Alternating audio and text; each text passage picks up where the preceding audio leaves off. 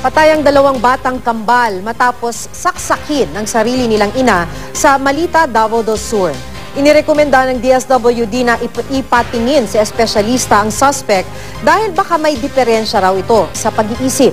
Makibalita tayo kay Margie Montejo Dacanay ng GMA Davao. Dinatna ng may-ari ng bahay na ito sa Malita, Davao del Sur ang dalawa niyang pamangkin na wala ng buhay sa kanilang kwarto. Tapos balik, pagsulod na ako, tingnan na ako, pag-abli na suportahan, patay na silang duwa. Duguan na niya, wala na po'y tao.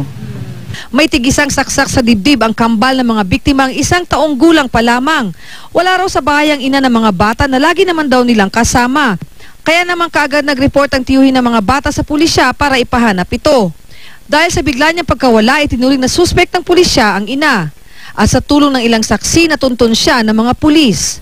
Define ang ilang location kung asaan pwede. So, atuwag yung natsambahan.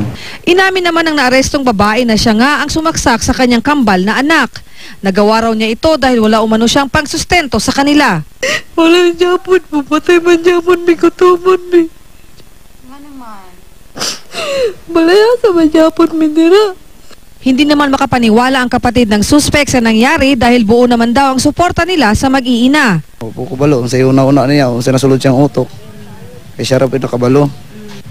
Puko balo nga problemado, kay kuhan man ka na siya, ginabuhi man na siya diya, esportado man yung na siya das balay. Pati bata, esportado po, pati siya. Pinagsisisihan daw ng suspect ang kanyang nagawa. Nahaharap siya ngayon sa kasong parricide. Margie Montejo Dacanay, Nagbabalita, Pilipinas.